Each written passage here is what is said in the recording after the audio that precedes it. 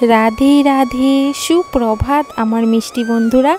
আমি পিঙ্কি আজকে আবারও আরেকটা নতুন ব্লগ নিয়ে চলে আসলাম তোমাদের কাছে। কেমন আছো তোমরা সবাই?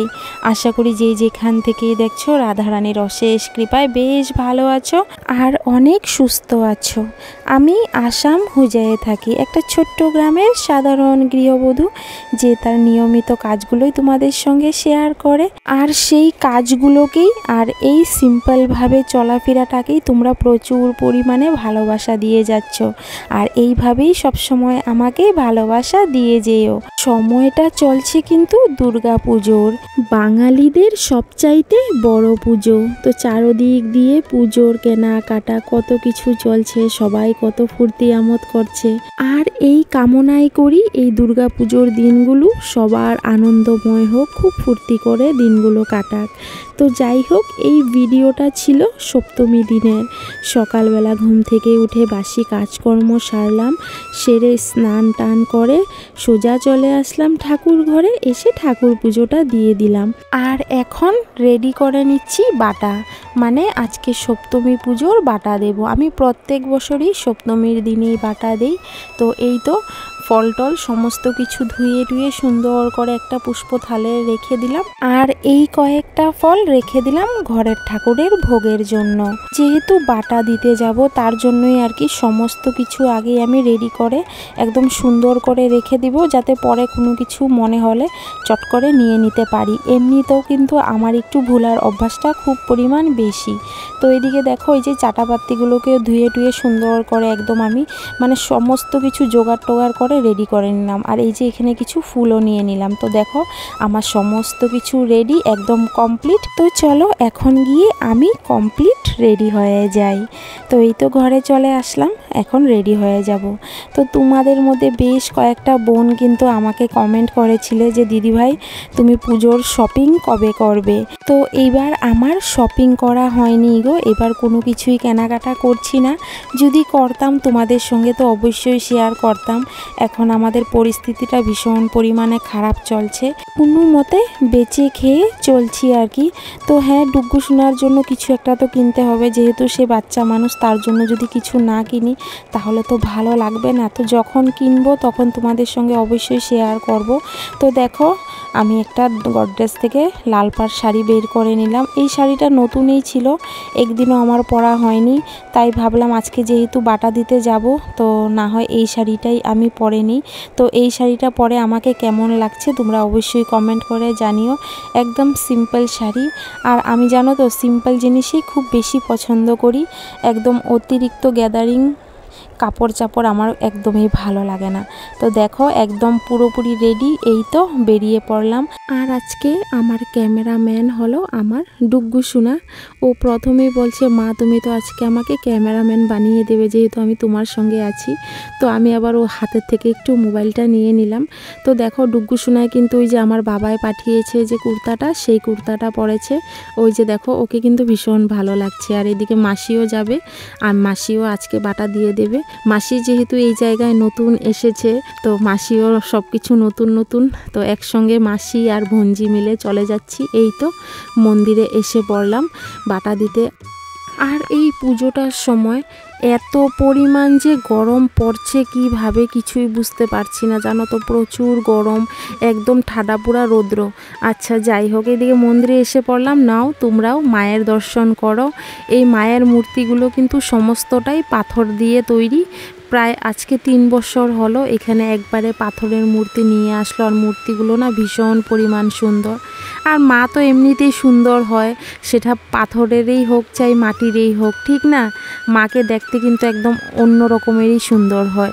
তো যাই হোক, যেহেতু জলদি এসে পড়েছি তাই এখানে সবার সঙ্গে একটু হাতে হাত মিলিয়ে নিচ্ছি আর কি। এই তো একটু একটু কাজ করে নিলাম। এদিকে দেখো ঠাকুরের ভোগেরও সমস্ত কিছু রেডি হয়ে যাচ্ছে। আর পুরোহিত মশাই তো অনেক সকাল থেকেই বসে পড়েছে পুজোতে, কারণ দুর্গা পুজো করতে গেলে তো অনেক সময়ের প্রয়োজন, ঠিক না? তো দেখো সবাই মিলে রেডি সেডি করছে, খুব ভালো লাগে আর কি। মন্দিরে আসার পর মনটাও যেমন খুব একটা হালকা হয়ে যায়। তো এদিকে দেখো প্যান্ডেলটাও আমাদের এখানে কিন্তু খুব সুন্দর করে করেছে, একদম সিম্পলের মধ্যে। আর বাইরে লাইটিং করেছে দেখলে সেটা রাত্রেবেলা শেয়ার করলে আর কি তোমরা বুঝতে পারবে।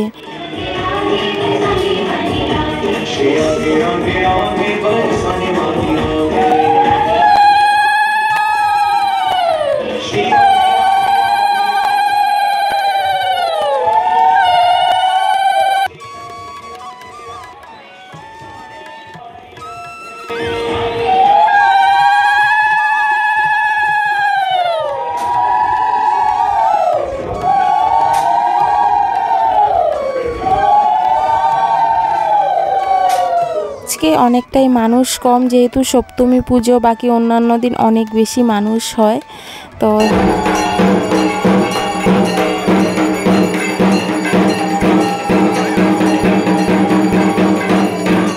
দেখো পুজো টুজো কমপ্লিট, অঞ্জলিও নিয়ে নিলাম।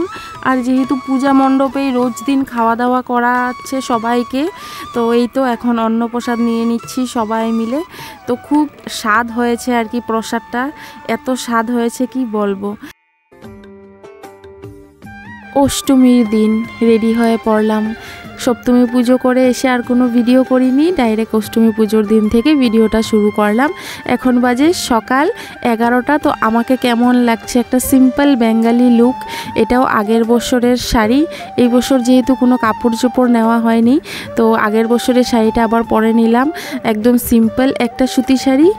এই তো রেডি শেডি হয়ে পড়লাম। আজকে একটু পুজোতে বেরোবো আর কি ঘুরতে।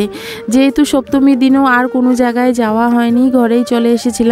তো আজকে মাসির সঙ্গে একসঙ্গে আর কি অষ্টমীর দিন এই তো বেরিয়ে পড়লাম। মানে আমরা আজকে লঙ্কাতে যাব। হুজাই অপেক্ষা লঙ্কাতে কিন্তু অনেক সুন্দর পুজো হয়, মানে খুব ভালো লাগে। ওইখানের পুজোগুলো দারুণ হয়, এক একটা থেকে এক একটা দেখার মতো হয় পুজো। প্রত্যেক বছরই কিন্তু লঙ্কাতে যাই একদিনের জন্য হলেও, মানে 1 ঘন্টার জন্য হলেও আর কি। সপ্তমীর দিন অপেক্ষায় অষ্টমীর দিন এইবার মনে হয় আরও বেশি প্রচুর পরিমাণে গরম ছিল, একদম ঠাডা পুরা রৌদ্র। আর আমরাও বেরিয়েছি পুরো সকাল 11টার সময়, মানে গরমে একদম পাগল হয়ে যাচ্ছি। তো যাই হোক, লঙ্কাতে প্রথমেই এসে কিন্তু যে যেখান থেকে আসুক না কেন, প্রথম কিন্তু দুর্গাপুজো ঘুরতে আসলে পরে লঙ্কেশ্বরী মন্দিরেই যায় সবাই আগে প্রণাম করতে। তো আমরাও রীতিমতো আগে লঙ্কেশ্বরী মন্দিরে চলে আসলাম প্রণাম করতে।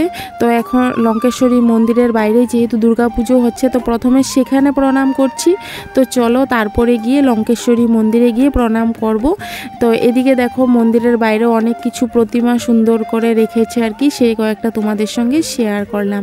আর এই যে লঙ্কেশ্বরী মন্দির একদম পাশাপাশি আর কি দুর্গাপুজো হচ্ছে, তো এখানে প্রণাম করে নিলাম। মন্দিরটা নাকি অনেকটাই জাগ্রত মন্দির, সবার অনেক ভক্তি শ্রদ্ধা আর কি এই মায়ের প্রতি। তো চলো এখন আর কথা বলবো না, যে কয়েকটা মায়ের দর্শন করেছি সবটাই তোমাদেরকে দর্শন করাই। আর দেখো খুব সুন্দর সুন্দর জায়গা, খুব সুন্দর সুন্দর প্যান্ডেল করেছে।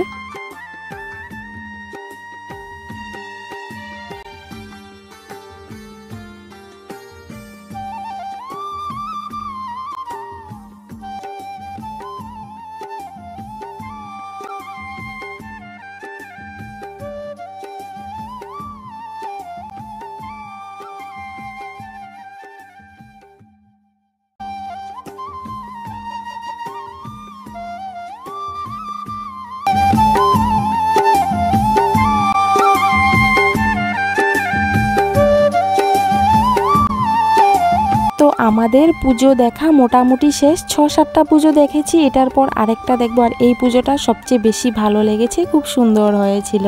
তার এটা হলো লাস্ট পুজো। তো চলো আজকের ভিডিওটা কেমন লাগলো অবশ্যই কমেন্ট করে জানিও। সবাইকে রাধে রাধে, টাটা। সবাই সুস্থ থেকো, ভালো থেকো। আবারও দেখা হবে নেক্সট আরেকটা ব্লগ নিয়ে। আর এই তো লাস্টে খাওয়া দাওয়া করতে চলে গেলাম হোটেলে। তো চলো সবাইকে টাটা।